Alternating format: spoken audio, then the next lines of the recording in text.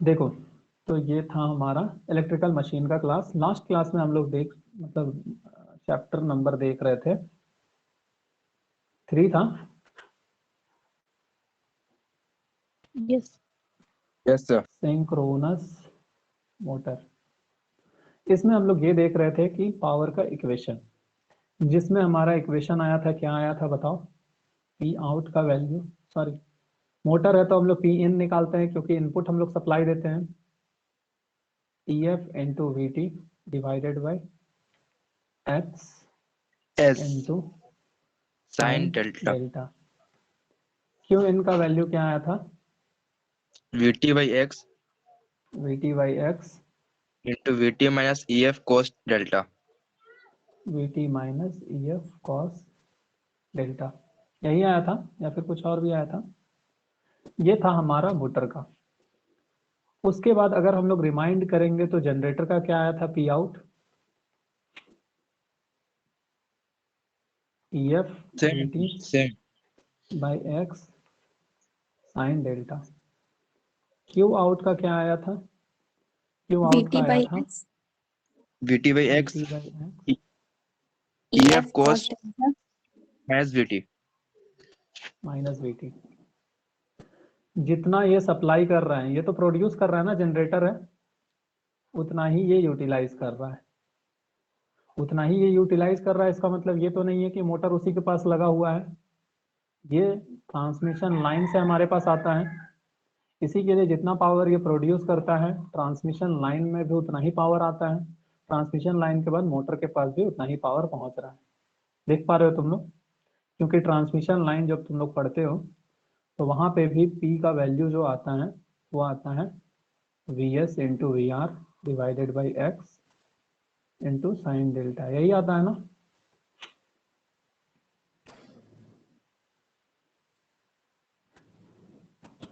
ध्यान आ रहा है कुछ? तो ये था हम लोग का कहानी जनरेटर का, मोटर का, यहां तक हम लोग देख लिए थे। आज हम लोग इसी में मतलब वो क्लासिफाई करने वाले हैं, ओवर एक्साइटेड, अंडर एक्साइटेड क्या होता है, कैसे काम करता है, वो सारा चीज देखो। तो सिंपल सा बात है, हम लोग बात करेंगे, एक इनफाइनाइट बस लगा हुआ है आई बी बी, इसको बोला जाता है इनफाइनाइट बस बस बार बार। ठीक है, इनफाइनाइट बस बार से क्या लगा हुआ है? तो एक मोटर लगा हुआ है। अब ये कौन सा मोटर है? तो सिंक्रोनस मोटर है। सिंक्रोनस मोटर इसको सप्लाई दे भी सकता है, इससे सप्लाई ले भी सकता है, यही होगा ना? सप्लाई ले रहा है मतलब Q जो है वो पॉजिटिव होगा, सप्लाई दे रहा है मतलब Q जो है वो नेगेटिव होगा, ऐसे ही होता है ना? रिएक्टिव पावर को ये ले भी सकता है या दे भी सकता है। सबसे पहले तो इनफाइनाइट बस बार का मतलब क्या होता है? तो सर इनफाइनाइट बस बार का मतलब ये होता है कि वहां पे वोल्टेज जो है वो कांस्टेंट है और फ्रीक्वेंसी जो है वो कांस्टेंट है।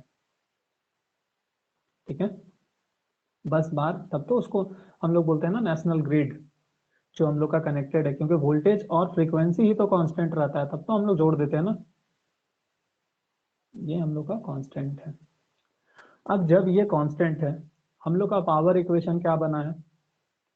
P is equals to E F V T by X sine sine delta. Delta दूसरा, अगर हम लोग बात करें नॉर्मल सिंगल फेज का, पावर क्या होता है बताओ? V T into I A into cos phi, V into I cos phi होता है ना? अगर 3 फेज बात करेंगे तो बस यहाँ पे 3 आ जाएगा ना? Yes sir. और इसको हम लोग मानते हैं क्या? कांस्टेंट। इसको अगर हम लोग कांस्टेंट एज्यूम करेंगे,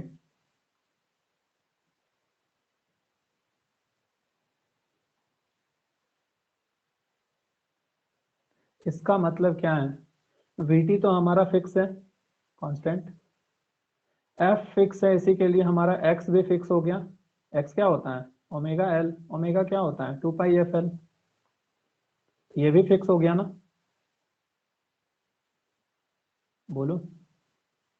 यस सर। ये हो गया Vt और x जो है कांस्टेंट है। इसमें आते हैं 3 तो हमारा कांस्टेंट ही है, Vt हमारा कांस्टेंट है, देख पा रहे हो? Yes sir. इसका मतलब क्या दिखा?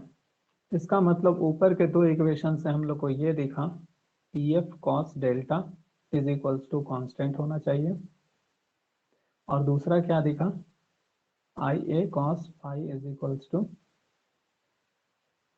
कांस्टेंट दिखा। क्लियर Sir, है? EF sin IF sin delta होगा यहाँ पे। यहाँ तक किसी को कोई दिक्कत?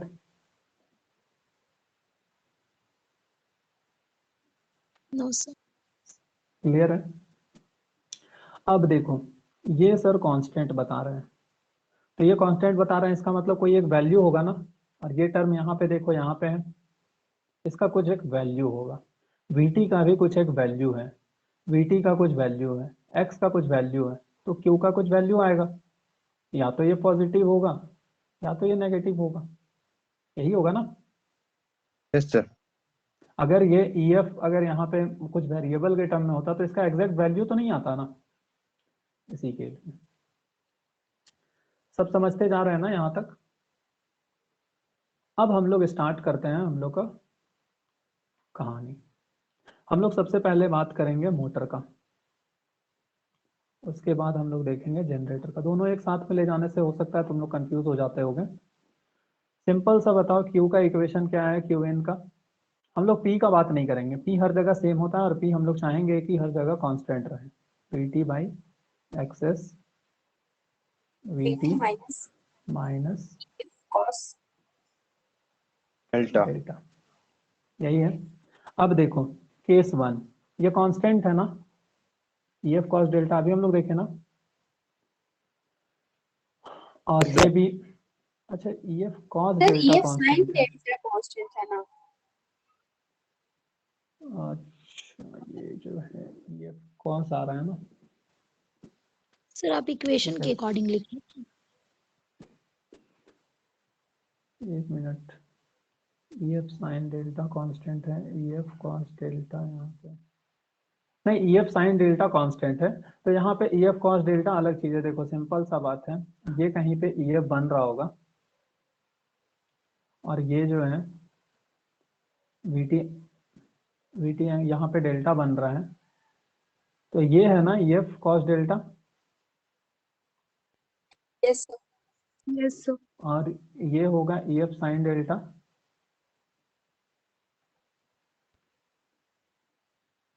यही होगा ना।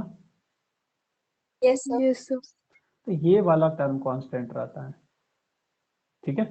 मतलब देखो सिंपल सा बात है, डेल्टा का कुछ तो वैल्यू आएगा ना, तो EF cos डेल्टा का एक वैल्यू आएगा, और VT का भी एक वैल्यू रहेगा, दोनों को सब्सट्रैक्ट करेंगे तो Q का कुछ वैल्यू आएगा। वही हम लोग यहाँ पे 3 केसेस देखेंगे। केस वन,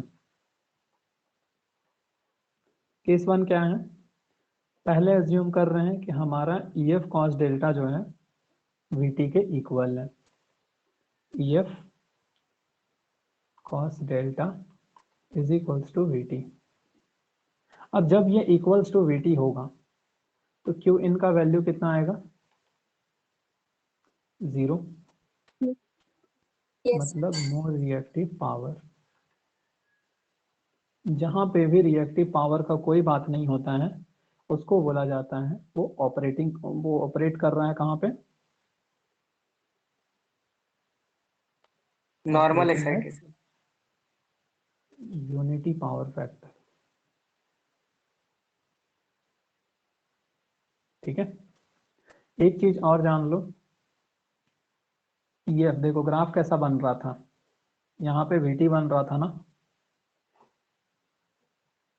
और मोटर के केस में इधर कहीं पे बन रहा था EF। Yes sir. अगर VT से कम होगा EF तो ये अंडर एक्साइटेड, ये नॉर्मल एक्साइटेड, और उससे ऊपर चला जाएगा तो ये हो जाएगा ओवर एक्साइटेड, ठीक है। तो ये था हम लोग का EF इज इक्वल्स टू, मतलब EF cos delta equals to VT। क्या है ये, नॉर्मल एक्साइटेशन है ना, तो नॉर्मल एक्साइटेशन। केस 2 चले जाते हैं हम लोग। EF cos delta is less than VT। EF cos delta is less than VT करेंगे तो हम लोग का इक्वेशन को पहले हम कॉपी कर लेते हैं। क्या आ जाएगा बताओ, Q का वैल्यू पॉजिटिव आएगा या नेगेटिव आएगा?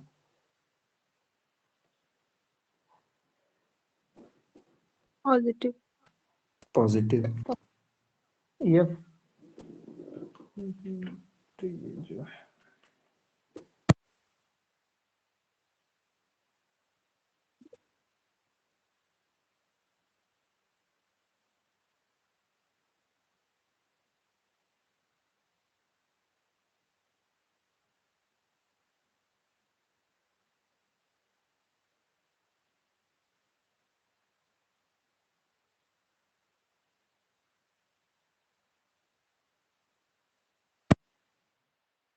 आवाज आ रहा है मेरा?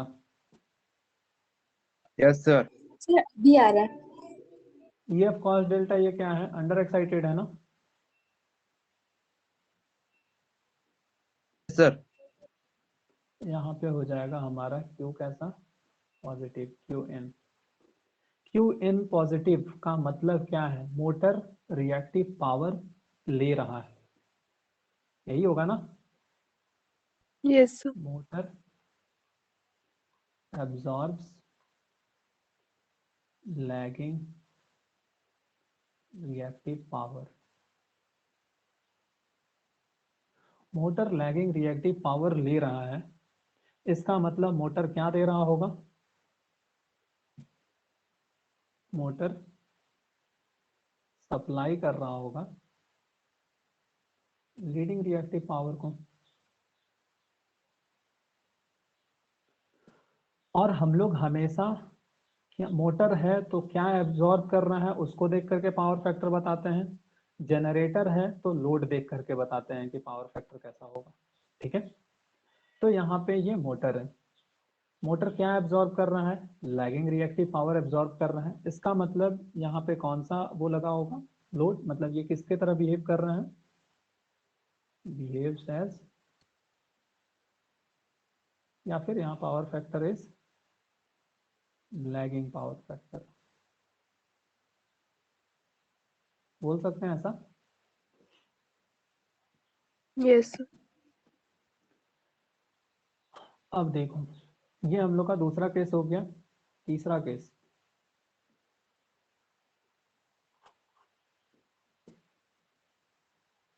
ये हम लोग का इक्वेशन है। तीसरा केस क्या होगा? EF cos delta is greater then होगा ना VT। जब ये ग्रेटर देन VT होगा तो ये कैसा एक्साइटेशन होगा? Over Over. Excitation. Over excitation. अब देखो यहाँ पे हम लोग इसको लिखते हैं, क्यू इन का वैल्यू क्या आएगा यहाँ पे? नेगेटिव। क्यू इन का वैल्यू नेगेटिव आएगा, इसका मतलब मोटर क्या कर रहा है? डिलीवर कर रहा है ना, या फिर मोटर एब्जॉर्ब कर रहा है? मोटर को हमेशा हम लोग एब्जॉर्ब के टर्म में लिखते हैं, motor absorb leading reactive power, यही है ना? अगर ये एब्जॉर्ब कर रहा है लीडिंग, तो ये सप्लाई क्या कर रहा है? Motor supply lagging Lagging reactive power. Reactive power. अब देखो, ये एब्जॉर्ब क्या कर रहा है? मोटर हमेशा एब्जॉर्ब क्या कर रहा है उसके बेसिस पे ना डिसाइड करते हैं। तो power factor is Leading. Leading. देखो ये टेबल बन रहा है, उसके बाद हम लोग इस जो केस 1 केस 2 केस 3 के बेसिस में एक हम लोग टेबल का फॉर्मेशन करेंगे मोटर का, फिर हम लोग एक टेबल का फॉर्मेशन करेंगे जनरेटर का, फिर उस टेबल से हम लोग कुछ कंक्लूजन पॉइंट निकालेंगे। कंक्लूजन पॉइंट क्या आया?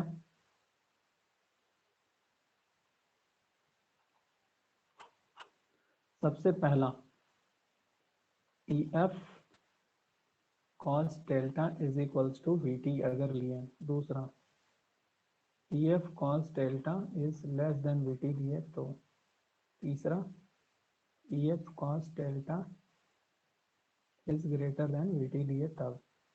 क्या आया वही हम लोग यहाँ पे लिखेंगे। ई एफ कॉस डेल्टा क्यू का वैल्यू 0 आया, इसी के लिए पावर फैक्टर कैसा होगा, यूनिटी क्यू का वैल्यू आया 0, इसी के लिए यूनिटी पावर फैक्टर। ई F cos delta less than V T, Q का वैल्यू पॉजिटिव आया और मोटर एब्जॉर्ब कर रहा है लैगिंग रिएक्टिव पावर, वही सब वहाँ पे लिखते हैं। क्यू का वैल्यू आया पॉजिटिव और ये बिहेव कर रहा है कैसा, lagging power factor. Lagging power factor. उसी तरीके से यहाँ पे बताओ क्या होगा, क्यू का वैल्यू आया नेगेटिव और ये हो जाएगा लीडिंग पीएफ। क्यू का वैल्यू 0 का मतलब यहाँ पे कुछ ये अब्जॉर्ब नहीं कर रहा है, कुछ डिलीवर नहीं कर रहा है। क्यू का वैल्यू पॉजिटिव आया मतलब यहाँ पे क्या है, ये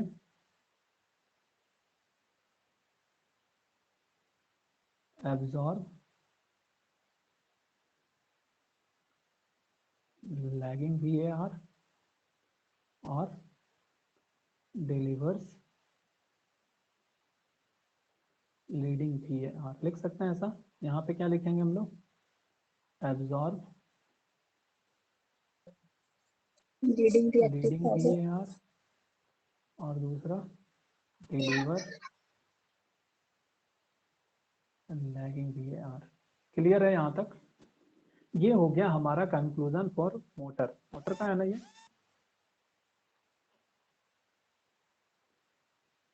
हम लोग मोटर का बात किए ना। यस सर अब हम लोग बात करेंगे जनरेटर का, उसके बाद जनरेटर का कंक्लूजन निकालेंगे, दोनों कंक्लूजन को हम लोग एक जगह ले जाएंगे। उसके बाद कुछ जनरलाइज बात कर लेंगे in terms of synchronous machine. V curve inverted V curve तो अब हम लोग का बन गया, क्योंकि वो टेबल बन गया, मतलब V curve inverted V curve बन गया हमारे पास। ठीक है, अब देखो जनरेटर, जनरेटर का क्यू आउट का इक्वेशन क्या आया था, VT by X EF EF into cos EF cos delta minus VT। Minus VT। यहाँ पे हम ज़्यादा लंबा चौड़ा नहीं ले जाते हैं, एक ही पेज में हम डायरेक्ट कंक्लूजन पे ही बात कर लेते हैं। देखो case 1, EF cos delta is equals to VT। जब ये होगा तो Q कैसा होगा, 0 होगा। जीरो। Q जब 0 होगा तो इसका मतलब क्या है, नो रिएक्टिव पावर, मतलब कोई रिएक्टिव पावर। जनरेटर है तो सप्लाई क्या कर रहा है उसके बेसिस पे ना हम लोग बात करेंगे। कोई रिएक्टिव पावर सप्लाई नहीं कर रहा है, पावर फैक्टर कैसा होगा, लोड लगा होगा उसका पावर फैक्टर यूनिटी होगा, तब तो वो कुछ नहीं मांग रहा है ना। Case 2, EF cos delta is less then VT। Q का वैल्यू क्या होगा बताओ, पॉजिटिव सॉरी नेगेटिव। Q का वैल्यू नेगेटिव होगा, इसका मतलब क्या है, Q अगर पॉजिटिव होता तो वो लैगिंग रिएक्टिव पावर को सप्लाई कर रहा होता। Q नेगेटिव है, क्या चीज सप्लाई कर रहा होगा, leading. Generator supply leading VAR। Supply कर रहा है अगर लीडिंग VAR को, तो एब्जॉर्ब क्या कर रहा होगा, Lagging VAR। Generator absorb lagging VAR। ये क्लियर हो रहा है। और सप्लाई क्या कर रहा है उसके बेसिस पे पावर फैक्टर डिसाइड होता है। तो जनरेटर है तो सप्लाई क्या कर रहा है उसके बेसिस पे, और मोटर है तो एब्जॉर्ब क्या कर रहा है उसके बेसिस पे पावर फैक्टर डिसाइड होता है। ये सप्लाई कर रहा है leading reactive power, power factor कैसा होगा, Leading और सब्जेक्ट लीडिंग। केस 3 पे आते हैं हम लोग जल्दी से। EF cos delta is greater then VT। जब ये ग्रेटर देन VT होगा तो Q का वैल्यू क्या होगा? पॉजिटिव होगा। Yes sir. देखो सारा चीज इक्वेशन के साथ में हो रहा है, बाद में तुम लोग को जब एक स्टेटमेंट हम बताएंगे तो तुम लोग बोलोगे अच्छा ऐसा होता है क्या, ये हो गया क्या, ऐसा तुम लोग देखोगे। जनरलाइज एक टर्म बात कर लेंगे, उसको बस हम बोलेंगे याद रखने, ये सारा चीज को हम याद रखने नहीं बोल रहे हैं तुम लोग को, ठीक है। देखो क्यू पॉजिटिव हो गया ना, क्यू पॉजिटिव का मतलब ये है अब जनरेटर क्या सप्लाई कर रहा होगा? Lagging VAR। Generator supply lagging VAR। अगर सप्लाई कर रहा है लैगिंग VAR को तो एब्जॉर्ब क्या कर रहा होगा? Leading VAR। Leading VAR। अब सिंपली हम क्या करते हैं, हमारा जो ये कंक्लूजन है इसको हम पहले तो कॉपी करते हैं।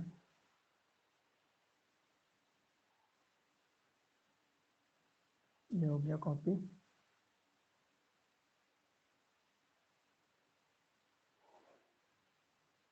ये हो गया पेस्ट, ठीक है। उसी तरीके से इससे जस्ट पहले जो स्लाइड देखे हैं उसके बेसिस पे हम लोग बात करेंगे यहाँ पे, या फिर जनरेटर को हम सिंपली कॉपी ही कर देते हैं।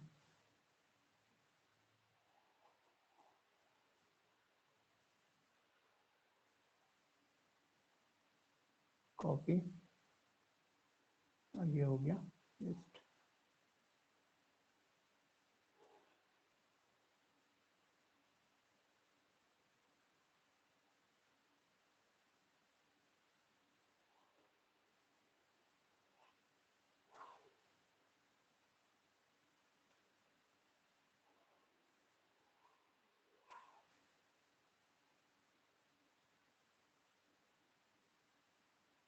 देख पा रहे हो? एक्चुअली ये इसी यस सर। फॉर्मेट में होता तो, इसी फॉर्मेट में होता तो ज़्यादा बेटर होता। चलेगा ना, कोई दिक्कत नहीं Yes. है। देखो एक चीज समझने वाला बात है, ग्रीन कलर से हम लिखते हैं EF cos delta is equals to VT। EF cos delta is equals to VT क्या हो जाएगा? ये नॉर्मल एक्साइटेशन, ये जनरेटर का है ना।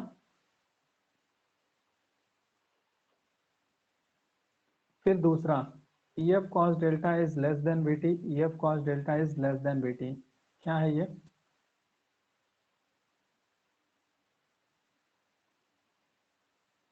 अंडर एक्साइटेशन है ना। Yes, sir. EF cos delta greater than VT। EF cos delta greater than VT क्या है ये?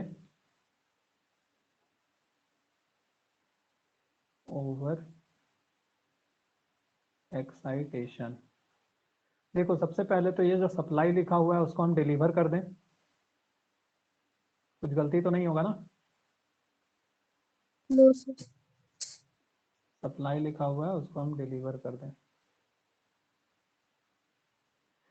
टेबल को एक बार अच्छे से देख लो, कहाँ पे लीडिंग लिखा हुआ है, कहाँ पे ओवर अंडर नॉर्मल, कहाँ पे क्या लिखा हुआ है। उसके बाद हम जनरलाइज्ड इक्वेशन बोलने वाले हैं।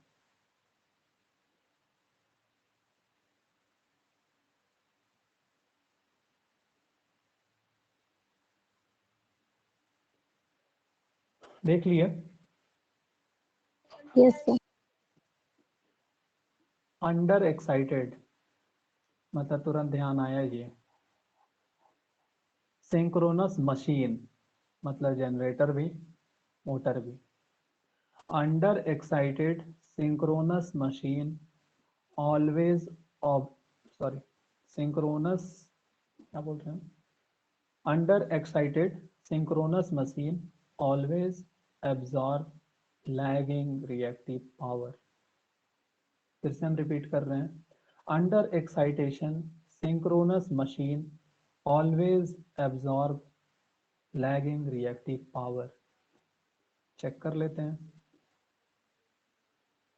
सिंक्रोनस मशीन, सॉरी, हाँ सिंक्रोनस मशीन की जगह में अब हम बोलेंगे सिंक्रोनस जनरेटर। आप बोल रहे हैं हाँ, under excited synchronous generator absorbs lagging reactive power. देख पा रहे हो? Synchronous motor, Yes, sir. Sorry, under excited synchronous motor absorb lagging reactive power. देख पा रहे हो? Yes, तो sir. जब दोनों जगह एब्जॉर्ब कर रहा है लैगिंग रिएक्टिव पावर, तो हम लोग इसको जनरलाइज्ड इक्वेशन बोल सकते हैं ना, सिंक्रोनस मशीन या फिर under excited synchronous machine always absorb lagging reactive power. Clear है? Yes, sir. Yes, sir. सबको दिखाई दे रहा है ना अच्छे से? अब बात कर लेते हैं over Yes, sir. Excited.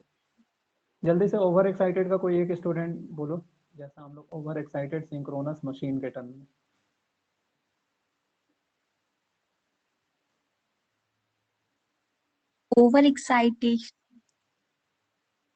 Overexcited synchronous machine always absorb leading reactive power.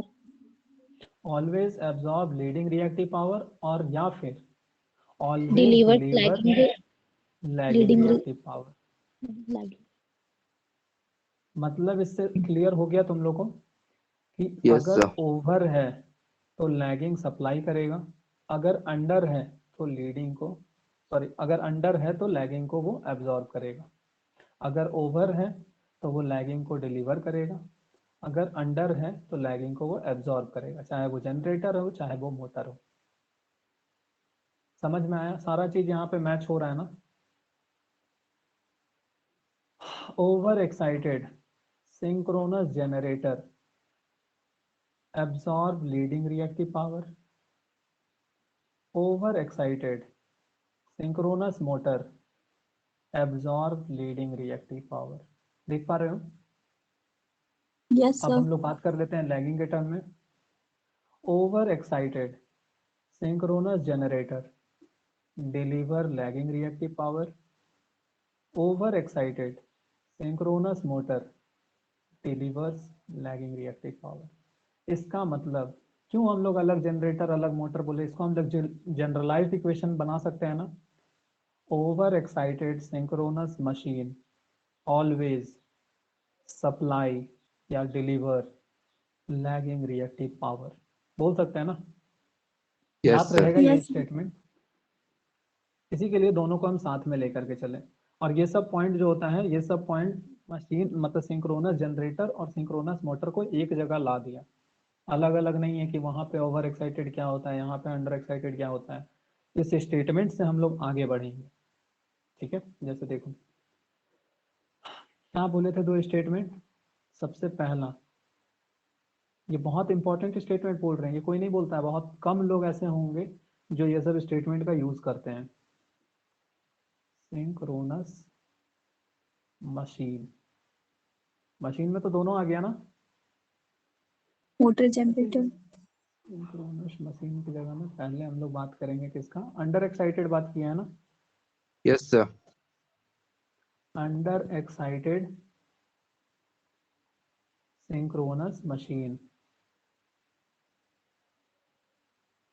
Under excited synchronous machine बोलो always absorbs lagging reactive power. The powers. absorbs lagging VAR। VAR हम क्यों बोल रहे हैं? ताकि तुम लोग को याद हो जाए कि रिएक्टिव पावर का यूनिट VAR होता है। दूसरा, over excited synchronous machine, Always absorb leading VAR. नहीं हम लोग लीडिंग का बात नहीं करेंगे, हम लोग हमेशा लैगिंग का बात करेंगे, क्योंकि रियल लाइफ में लैगिंग चीज ही एब्जॉर्ब होता है, मतलब एग्जिस्ट करता है। ठीक है, always Yes, sir. Delivers lagging VAR। बस हम तुम लोग को क्या बोलेंगे, सिर्फ ये दो स्टेटमेंट याद रखना है। ये दो स्टेटमेंट याद रखने के बाद कुछ कुछ लॉजिक है, जैसे यू आर always, ओबीसी, ठीक है। ये सब तुम लोग को अभी हम कुछ देर के बाद तुम लोग को वो कर रहे हैं, उसके बाद तुम लोग देखोगे वी कर्व इन्वर्टेड। हाँ, ये मत एक्सपेक्ट करना कि वी कर्व डिफाइन एज करके हम लिखा रहे हैं, हम बता देंगे कि वी कर्व किसके किसके बीच में ग्राफ बनता है और कैसे वो ग्राफ बनता है और उसको वी कर्व क्यों बोला जाता है। इन्वर्टेड वी कर्व किसके किसके बीच में बनेगा वो हम बता देंगे, ठीक है। देखो, अब अगर कोई किसी स्टूडेंट को ये दो स्टेटमेंट याद है, कौन सा दो, एक बार आंख बंद करके रिवाइज करेंगे। अंडर, देखो याद रखने का सिंपल सा तरीका है, अंडर मतलब कम, कम मतलब लैगिंग। अंडर एक्साइटेशन हमेशा जो है लैगिंग रिएक्टिव पावर को एब्जॉर्ब करेगा। बस एक स्टेटमेंट हम लोग को याद रखना है, अगर ये एब्जॉर्ब कर रहा है तो ओवर क्या करेगा, डिलीवर करेगा ना। yes sir, Yes, तो sir. सिर्फ स्टेटमेंट वन अगर याद रखते हो तो टू तो ऑटोमेटिकली याद हो गया। Under excited synchronous machine always absorb lagging reactive power, under excited synchronous machine always absorb lagging reactive power, हो गया याद। अंडर लैगिंग एब्जॉर्ब करता है, बस इतना ध्यान में रखना है। कोई पूछेगा क्या होता है, under excited synchronous machine always absorb lagging reactive power. भाई ओवर एक्साइटेड का कुछ बता दो, तो तुम लोग तुरंत अंडर एक्साइटेड का सोचना, अंडर ओवर हुआ है मतलब एब्जॉर्ब डिलीवर हो जाएगा। समझ पा रहे हो। Yes, sir. yes sir, इस तरीके से हम लोग को याद रखना है। इसके बाद अब हम लोग मोटर का आते हैं, अब हम लोग जनरेटर का आते हैं, फिर हम लोग कंक्लूजन पे, अब हम लोग कंक्लूजन पहुंच गए, ठीक है। ये हम लोग का हो गया जनरेटर, और दोनों नाम के लिए अलग अलग चीजें है तो दोनों एक ही चीज ना। क्वेश्चन आता है एसएससी जेई में कि अंडर एक्साइटेड सिंक्रोनस मशीन मतलब under excited synchronous generator deliver करेगा कि एब्जॉर्ब करेगा रिएक्टिव पावर को, या फिर अगर वो डिलीवर कर रहा है लैगिंग रिएक्टिव पावर तो बताओ वो क्या करेगा, मतलब कौन सा एक्साइटेड है, मतलब नॉर्मल है, ओवर है, अंडर है, इस टाइप से क्वेश्चन पूछता है। तो ये एक लाइन जो अभी तुम लोग को हम बता रहे हैं ये बहुत सारा क्वेश्चन को कवर कर देगा, बस ये याद होना चाहिए और सही से याद होना चाहिए। अदरवाइज दूध गर्म कर रहे हैं और अगर नमक डाल दिया तो पता है ना क्या होगा, ठीक है। तो दूध में चीनी ही डालना है हम लोग को, उसी तरीके से और अंडर एक्साइटेड की जगह में लैगिंग ही बोलेंगे। पता चला under excited synchronous machine absorb या फिर डिलीवर लैगिंग रिएक्टिव पावर, हो गया। चलो एक बार फिर से वो स्टेटमेंट बोलेंगे, सब कोई एक साथ में भी बोल सकते हो। Under excited synchronous machine always absorb lagging reactive power, under excited synchronous machine always absorb lagging reactive power, ठीक है। yes sir, एक बार बोलेंगे सब कोई, क्योंकि 18 लोग हैं, कम से कम 5-10 थोड़ा सा हल्ला होना चाहिए ना। बहुत इंपॉर्टेंट चीज है, इसी के लिए इतना बोल रहे हैं। चलो on the count of 3, 1 2 3। under excited Under excited synchronous machine Under excited always synchronous machine always absorbs absorbs lacking lagging reactive reactive power. power. देख करके तो कोई नहीं बोले ना, सब बिना देख करके बोले हो। yes Yes sir, sir. Yes, sir. Yes, पता sir. चल पता चला कि मस्त कॉपी खोले हैं सर, हाँ अंडर एक्साइटेड, हाँ सर एब्जॉर्ब, बिना देखे बोलोगे याद हो जाएगा। और इसी तरीके से याद करना भी चाहिए। देखो अब 1 2 क्लास जैसे क्या पढ़ा है तुम लोग को, मतलब ठीक है ना। देखो अब जनरेटर का बात करते हैं, हम लोग क्या बोल रहे हैं, अंडर एक्साइटेड क्या करेगा, एब्जॉर्ब करेगा, किसको, लैगिंग को। तो जनरेटर का काम क्या है, डिलीवर करना है ना। तो इसको जब yes हम sir, लोग डिलीवर करेंगे तो ये हो जाएगा लीडिंग।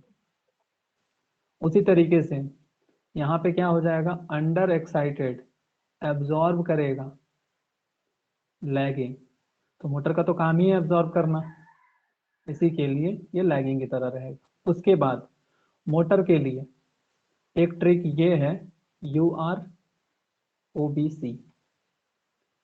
यू आर का मतलब अंडर एक्साइटेड रिएक्टर की तरह बिहेव करेगा।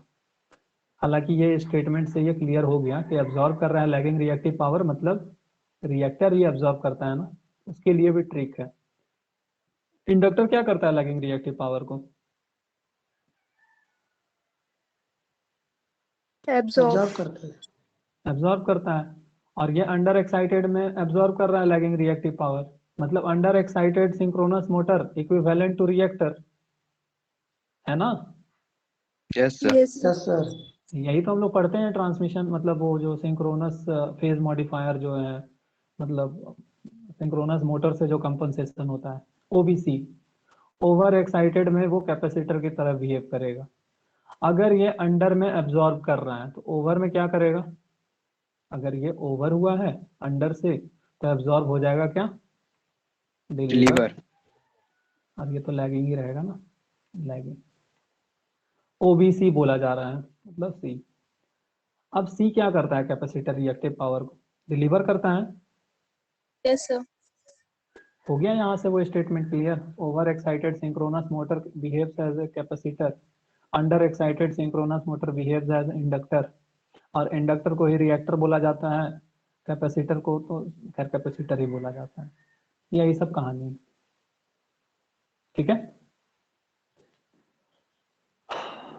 अब देखो, अब हम जल्दी से फेजर डायग्राम बनाते हैं और तुम लोग को क्लियर होता है सारा चीज। अब मेहनत करने का जरूरत नहीं है, इतना हम लोग फेजर डायग्राम बना लिए हैं कि फटाफट हम लोग बता पाएंगे सारा का सारा चीज।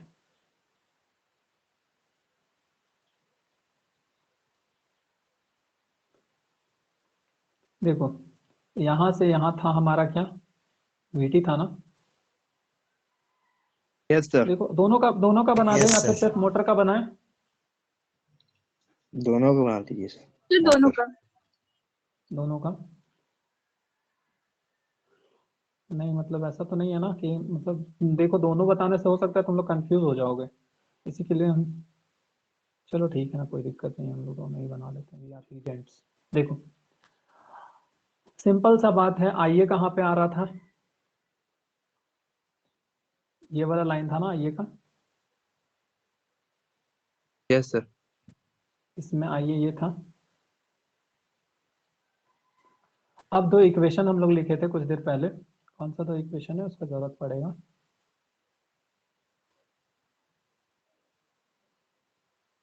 हाँ ये दो इक्वेशन है।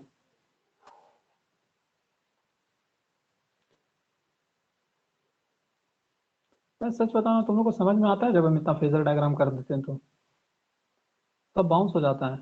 Yes, sir. No, sir. अब ये बाउंस किसके लिए था? यस के लिए, मतलब यस बाउंस के लिए था या फिर नो के लिए था? देखो सिंपल सा है, Sir, ये no हमारा के लिए। आईए है, ये हमारा आईए है, ठीक है? और आईए और ये हमारा क्या है? ब्लैक वाला वीटी है ना? ये Yes, भी sir. Yes, sir. वीटी है और ये हमारा आईए है। अब बताओ आईए कॉस फाई, ये फाई बन रहा है ना एंगल? फाई बताओ कौन सा है? ये फाई है ना, और ये फाई है। Yes, और sir. आईए कॉस फाई मतलब ये वाला बनेगा, आईए कॉस फाई। उसको क्या बोला जा रहा है सिंक्रोनस मशीन में? कांस्टेंट। इसका मतलब यहां से एक नया लाइन हम बना सकते हैं,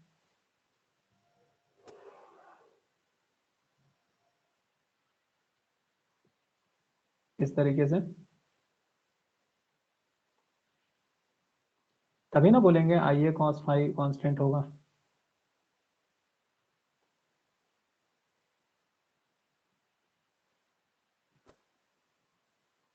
ये वाला जो लाइन बना, ये आईए कॉस फाई बना, यही बना ना, और ये कांस्टेंट होता है, इसी के लिए इसको हम लोग कांस्टेंट एक लाइन में बना दिए। ये आईए Yes, sir. वन है, ये आईए वन क्या है? 8 लैगिंग है ना? Yes, sir. Lagging. लीडिंग का बनाना है अब करंट। अब एग्जैक्ट पे मत चले जाना, लीडिंग यहीं पे बनेगा ना, और आईए कॉस फाई कांस्टेंट होना चाहिए, तो वह उसी हाइट का बनेगा, यहाँ पे भी उसी हाइट का बनेगा। ये IA two at UPF, IA two at UPF. Leading current का बात करते हैं, तो लीडिंग करंट इधर आएगा और ये इसी डॉटेड लाइन को टच करेगा, तब तो आईए कॉस फाई कांस्टेंट होगा ना? Yes, चाहे sir. फिर वो कितना भी आगे चले जाएं, वो उस लाइन में तो टच करेगा ही करेगा, इसी लाइन में ऐसा करंट वेरी करेगा। समझ पा रहे हो, कितना भी मैग्नीट्यूड हो आई ए कॉस फाई जो है वो कांस्टेंट रहेगा, क्योंकि हम लोग अभी डिराइव किया ना यहाँ पे आई ए कॉस फाई कांस्टेंट। Yes, तो sir. कहीं पे भी ले जाओ, आइए यहाँ पे हम एज्यूम कर दे रहे हैं, ये हो जाएगा आई ए थ्री एट लीडिंग। ठीक है, इसका भी बना देते हैं आई ए थ्री।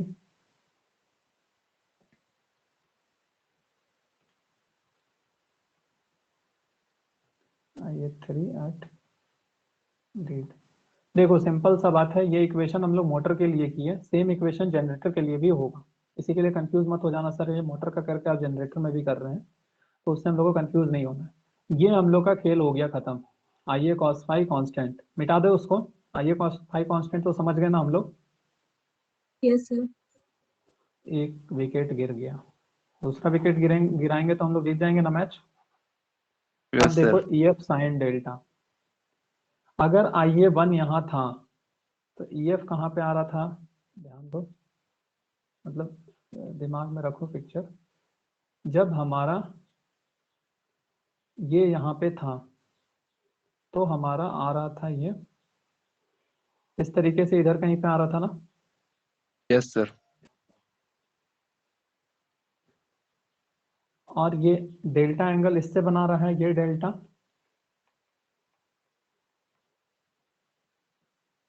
मतलब ई एफ साइन डेल्टा क्या हो जाएगा, तो उसके लिए एक डॉटेड लाइन।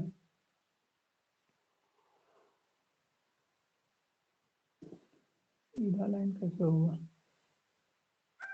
सीधा है ना। तो सीधा।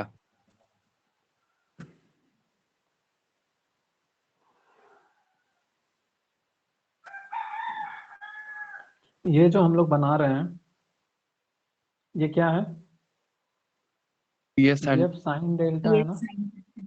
और ये भी constant. कांस्टेंट होना चाहिए। उसी तरीके से ये भी कांस्टेंट होना चाहिए था, जिस तरीके से देखे उसी तरीके से।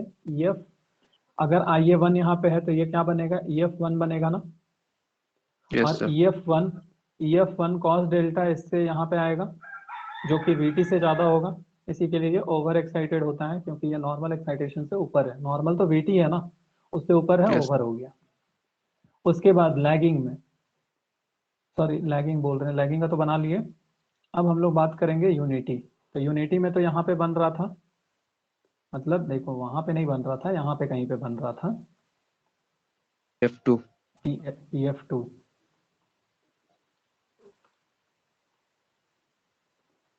लेकिन क्या हम लोग वहां पे बनाएंगे, हमारा तो E F sine delta constant होना चाहिए ना। Yes, sir. E F sine delta तो कांस्टेंट नहीं हो पा रहा है वहां पे बनाने से, No, sir. इसी के लिए ई एफ साइन डेल्टा यहाँ पे बनेगा।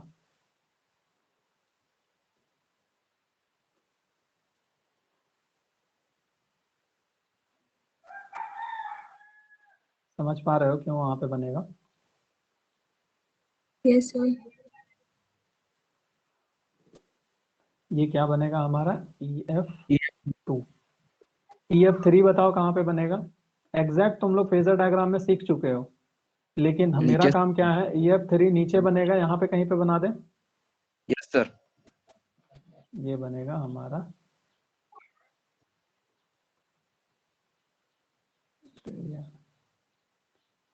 ई F three. E F one कब था, लैग पे था। ई एफ टू कब था, Unity. लीड पे, सॉरी यूनिटी पे था। Unity. और ये कब था, तो Lead. Lead. Lead पर sir. लीड पे था। ठीक है, Lead. उसी तरीके से मोटर का बनाते हैं। मोटर का आई ए कॉस फाई तो समझ में आ गया। ई एफ का बात करते हैं, तो अंडर में जब, सॉरी लैगिंग में जब हम लोग बात करते हैं, तो लैगिंग में कहीं पे यहाँ पे आ रहा था, Yes, sir. मान लो यहाँ पे कर लेते हैं, ये हमारा आ रहा है क्या, ई एफ वन। EF1. ये भी कांस्टेंट, ये भी कांस्टेंट रहेगा ना। तो यहाँ Sir. पे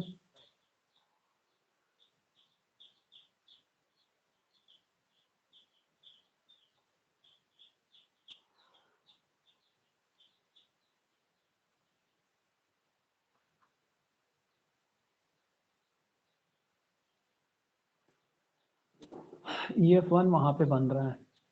अब जल्दी से बताओ EF2 कहाँ पे बनेगा? क्या यहाँ पे बना दे? नो सर, उधर। यहाँ पे बनेगा? हाँ। Yes sir. Yes, sir. क्यों क्यों वहां पे बनेगा? Constant है. ये कांस्टेंट करना है सर अंडर उसको। साइन डेल्टा जो है वो कांस्टेंट रहेगा। ठीक है, ये हो गया हमारा EF2। तब तो इसका cos डेल्टा VT के इक्वल आएगा ना। वैसे तो cos डेल्टा यहाँ पे भी VT के इक्वल आता, बट पावर कांस्टेंट करने के लिए EF साइन डेल्टा कांस्टेंट करना है हम लोग। अब बताओ जल्दी से EF3 कहाँ पे बनेगा? ऊपर। ये बन जाएगा हमारा EF3। ये कैसा है? अट, या फिर इसको हम लोग बोलेंगे लैग, इसको हम लोग बोलेंगे UPF, Unity. इसको हम लोग बोलेंगे लीड। Lead. 2 Leading. विकेट गिरा दिए हम लोग, दोनों wicket. Yes Yes, sir. sir. अब हम लोग सीख गए। देखो जब मोटर पढ़ाया जाता है ना, कोई भी टीचर तुम लोग को जब पढ़ाएंगे मोटर, तो वो सिर्फ इसका बात करेंगे, इसका कोई नहीं पूछता है। बट अब तुम लोग हमको ये बताओ, V curve, inverted V curve सिर्फ मोटर का बनना चाहिए, जनरेटर का भी बन सकता है? दोनों, उस जनरेटर का भी बन सकता है ऑब्वियसली सर। दोनों का बन सकता है, लेकिन हम लोग मोटर में उसका बात करते हैं। क्यों? क्योंकि जब हम लोग डबली एक्साइटेड मशीन का बात करते हैं, तो डबली एक्साइटेड में मोटर का ही हम लोग कंसीडर करते हैं। क्योंकि सिंक्रोनस जनरेटर में तो हम लोग एक एक्साइटेशन हमारा काम का है ना, तो उसको डबली एक्साइटेड बोल करके हम लोग नाम नहीं देते हैं। इसी के लिए सारा का सारा analysis V curve, inverted V curve इसका बनता है। ठीक है, और हम लोग का आउटपुट से मतलब है ना, कैसा क्या होगा क्या नहीं होगा। तो अब देखो एक चीज यहाँ पे फेमस चीज ये लिख देते हैं तुम लोग के लिए। ये कैसा है? अंडर। ये कैसा है? Normal extension. नॉर्मल। ये कैसा है? ओवर। Over excitation. ठीक है, उतना बड़ा लिखते तो भर जाता बोल। अब इसी ग्राफ को देखने के बाद हम लोग एक ग्राफ बनाते हैं। देखो इस टेबल को देखने के बाद समझ में आ रहा है तुम लोग को कुछ? देखो ये टेबल हम इतना बार, मतलब ये फेजर हम बना दिए हैं तुम लोग को, कि तुम लोग को अब कंफ्यूज नहीं होना है। ये हम लोग का मोटर का है, ये हम लोग का जनरेटर का है, मतलब सिंक्रोनस अल्टरनेटर, सिंक्रोनस मोटर। देख, under excited lagging, normal unity, over leading. Match कर रहा है ना? Yes sir.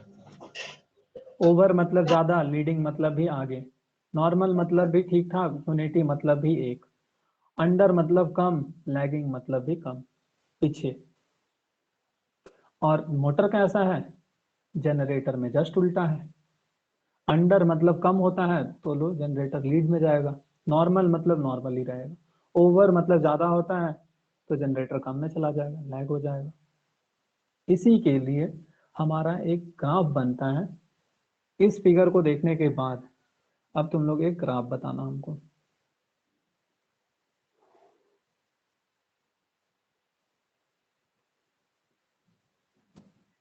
दो ग्राफ है, दोनों को एक ही जगह बना देते हैं।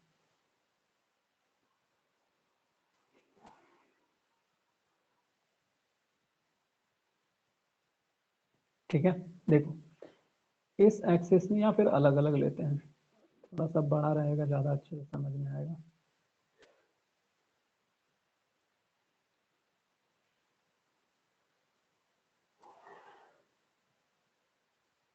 ठीक है, देखो हम लोग क्या बनाएंगे, हम लोग एक्साइटेशन बढ़ा रहे हैं क्योंकि डबली एक्साइटेड मशीन है ना।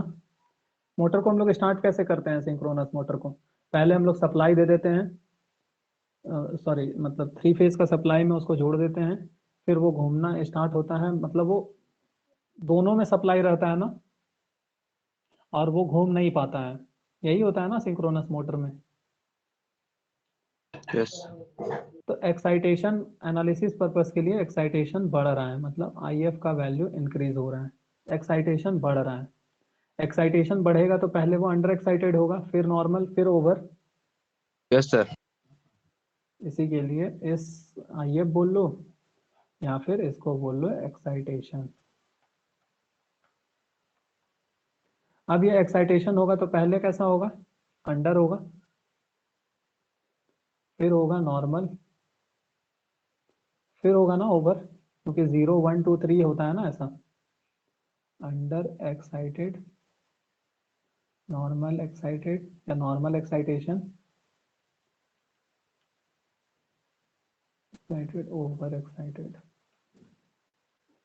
अब ये बताओ, जैसे जैसे एक्साइटेशन बढ़ रहा है, तुम लोग यहाँ पे देखो, इस ग्राफ को देखो, मान लो बहुत ज्यादा लैगिंग पे हम रखे हैं, ठीक है, रेड कलर से आते हैं, बहुत ज्यादा लैगिंग पे रखे हैं, मतलब फाई का वैल्यू बहुत ज्यादा यहाँ पे कहीं पे है। अच्छा, मोटर का हम लोग को एनालिसिस करना है ना, मोटर का बात करते हैं। बहुत ज्यादा लैगिंग मतलब इतना लैगिंग, ठीक है। फिर लैगिंग कम कर रहे हैं, मतलब देखना मैग्नीट्यूड ये कितना है, 12.4 सेंटीमीटर है ना। सर वैल्यू घटा घटा घटा, लैगिंग में घट रहा है, घट रहा है, घट रहा है, घट रहा है। ये जैसे जैसे इधर बढ़ रहा है, वैसे वैसे वो अंडर से ओवर की तरफ जा रहा है ना। ये ईएफ भी तो ऊपर की तरफ जाएगा ना। जैसे यस ये सर। यहाँ से घटते हुए इधर पहुंच रहा है, वैसे ईएफ भी तो नीचे से बढ़ के ऊपर जा रहा है ना। उसी तरीके से मान लो, एज्यूम करो कि ये इधर से आ रहा है, यहाँ पे घटते घटते घटते पहुंचा, कितना में पहुंचा, तो नॉर्मल 2.2 में पहुंचा नॉर्मल में। जब ये आईए नॉर्मल में पहुंचा तो ईएफ 1 भी तो ईएफ 2 में चला गया, नॉर्मल में पहुंच गया, क्योंकि यहाँ पे बनाया है ना IA2 में EF2 वहां पे आ रहा है, यहाँ पे पहुंचा। फिर करंट का वैल्यू जैसे ही नॉर्मल से आगे बढ़ा, क्या हो रहा है, मैग्नीट्यूड 2.2 यहाँ पे आ रहा था ना कहीं पे,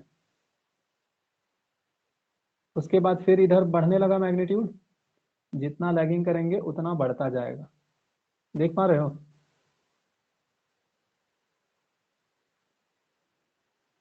देख रहे हैं सर। समझ आ रहा है ये कैसे हो रहा है। उसी चीज को हम ग्राफ में यहाँ पे बना दिए हैं। इस साइड में क्या है, तो इस साइड में हमारा IA होगा, आर्मेचर करंट। जब बहुत ज्यादा लैगिंग था तो बहुत ज्यादा करंट था, वही था ना। ये जैसे जैसे अंडर की तरफ हम लोग बढ़ाते जा रहे हैं एक्साइटेशन, वो क्या हो रहा है, कम होता जा रहा है, कम होता जा रहा है, कम होता जा रहा है। एक ऐसा पॉइंट आएगा जहां पे कुछ वैल्यू उसको मिल रहा था जो कि 2.2 था, ऐसे ही था ना। Yes Yes, sir. sir. फिर इधर से सेम चीज वो रिपीट कर रहा है। इस फिगर को थोड़ा सा और हम लोग अच्छे से बना देते हैं, तो ये कुछ इस तरीके से बनता है, इतना इधर नहीं जा करके।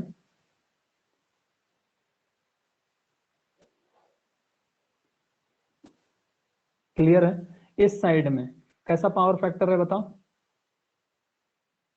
लैगिंग।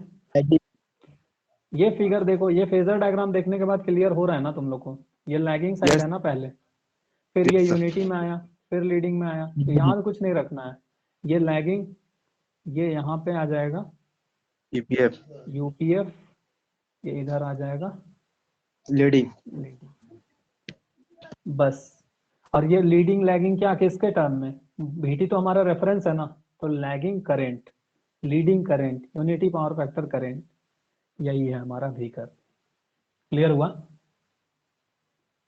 Yes sir. VK जैसा दिखाई दे रहा है ना। Yes, sir. अगर ये फेजर Yes, sir. डायग्राम तुम लोग को क्लियर है, तो फिर ये व्हीकर भी तुम लोग को समझ में आ जाएगा, अदरवाइज रटना पड़ेगा चीजों को, ठीक है। आई थिंक तुम लोग समझ गए। किसके किसके बीच में व्हीकर बनता है, आर्मेचर करंट और एक्साइटेशन। एक्साइटेशन को नॉर्मली हम लोग अगर ग्राफ में दिखाते हैं तो IF से दिखाते हैं, ठीक है। सेम चीज का अलग ग्राफ बनाते हैं अब हम लोग। अदरवाइज देखो सिंपल सा है, लोग आते हैं और व्हीकर वैसे होता है, इन्वर्टेड व्हीकर वैसे होता है, इसके बीच में ग्राफ बनता है, वो सारा चीज बहुत अच्छे तरीके से सब सारे लोग बताते हैं। लेकिन इस तरीके से तुम लोग देखोगे बहुत कम ऐसा मौका मिल पाता है, और बोर्ड में तो ये सब पॉसिबल भी नहीं ना है कि उधर से करंट आ रहा है, मैग्नीट्यूड बढ़ रहा है। वो तो यहाँ पे है ना, डिजिटल में यहाँ पे दिखा दिए हम तुम लोग को कि मैग्नीट्यूड विथ सेंटीमीटर घटते घटते घटते सबसे कम, फिर बढ़ते जा रहा है वो, उसी तरीके से। अब ये हो गया हमारा वीकर। दूसरा हम लोग का क्या है, एक्साइटेशन।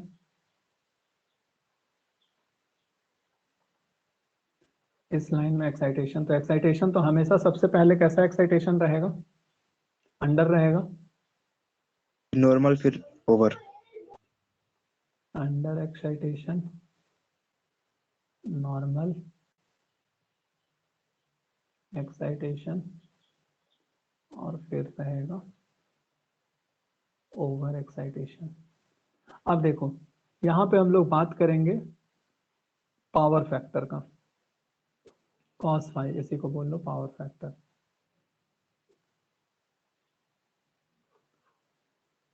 कॉस फाई का अगर हम लोग ग्राफ बनाएंगे तो कैसा बनता है, ये कुछ इस तरीके से बनता है ना। हम लोग तो सिर्फ पॉजिटिव वैल्यू को लेना है, तो इसको तो ऐसे भी काट दो। मतलब ये है, ये 0 डिग्री है ना, और ये 90 डिग्री है, और ये वैल्यू 1 है। मतलब जैसे जैसे डिग्री 0 से 90 की तरफ जाएगा, ये वैल्यू 0 को अप्रोच करेगा। कॉस का तो वही फंक्शन होता है ना। Yes sir. नॉर्मल एक्साइटेशन में यूनिटी पावर फैक्टर होता है, ये हम लोग देख लिए हैं, Yes, sir. UPF। और यूनिटी पावर फैक्टर मतलब कॉस 0 होता है, तो जो वैल्यू आएगा वो यहाँ पे आएगा, और इसका वैल्यू होगा कितना,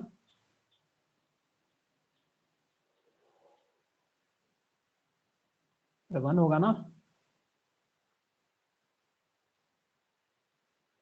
यूनिटी पावर फैक्टर में जो कॉस का वैल्यू आएगा वही तो 1 होगा ना, कॉस फाई 1, क्योंकि दोनों Yes, के sir. बीच का एंगल 0 डिग्री, तो ये 1। इस साइड में भी कम होगा 1 से, इस साइड में भी कम होगा 1 से। इसी के लिए ये ग्राफ ऐसा बनता है।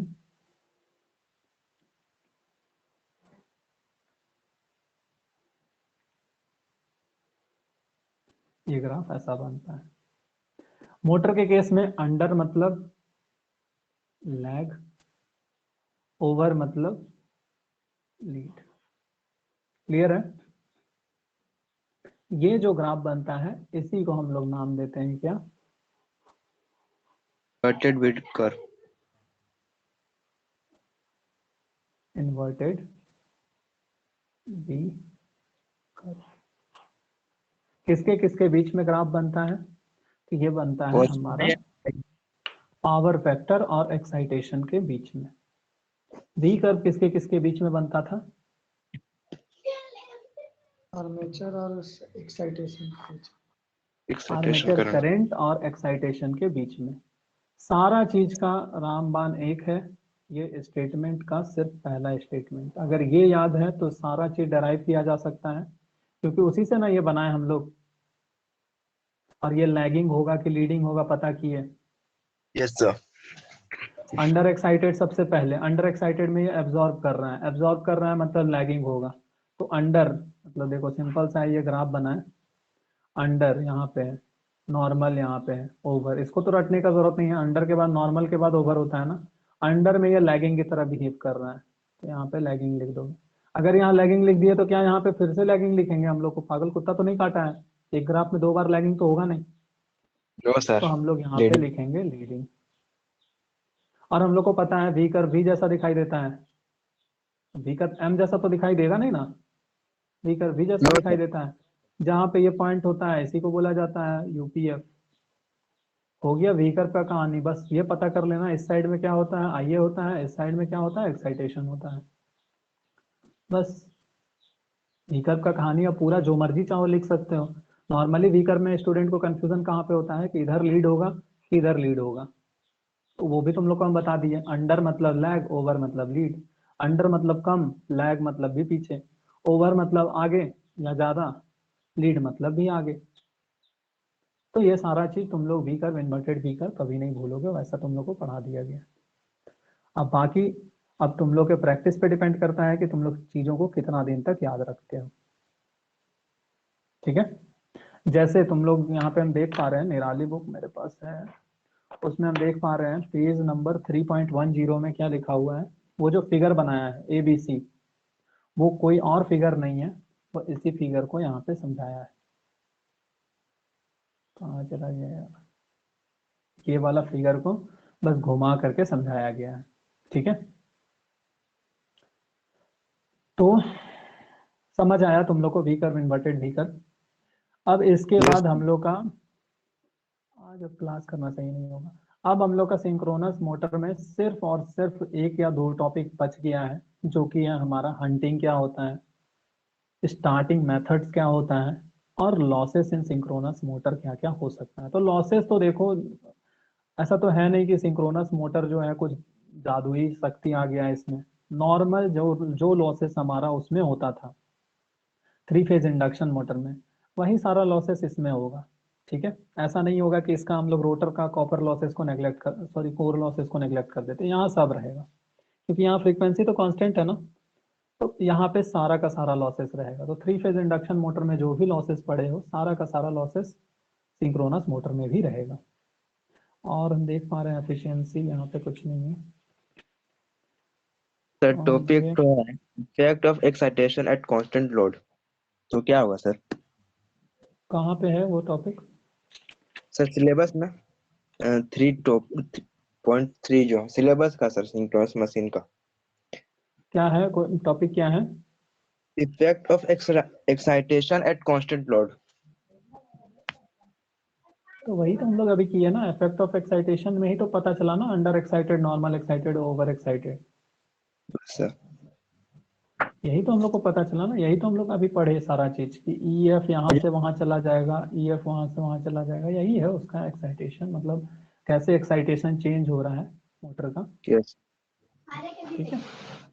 यस चलो तो दो, एक टॉपिक सिर्फ मेन बच गया है, हंटिंग क्या होता है और मोटर स्टार्ट कैसे होगा, ये दो टॉपिक। तो ये दो टॉपिक हो सकता है कल अगर हम क्लास ना ले तो रिकॉर्डेड फॉर्म में तुम लोग को मिल जाए, और कल क्लास लें तो सिर्फ ये टॉपिक पढ़ा करके फिर हम लोग खत्म करेंगे। तो कल हमारा जो है चैप्टर 3 का विदाई हो जाएगा, उसके बाद फिर हम लोग एंटर कर जाएंगे चैप्टर 4 में। चैप्टर 4 और चैप्टर 5 तो खैर मेरे से तुम लोग पढ़ोगे तो हो सकता है तुम लोग को बोरिंग फील हो, लेकिन ठीक है बता देंगे सारा कहानी, समझ में आ जाएगा तुम लोगों को क्या होता है, मोटर कैसे होता है, सारा काम।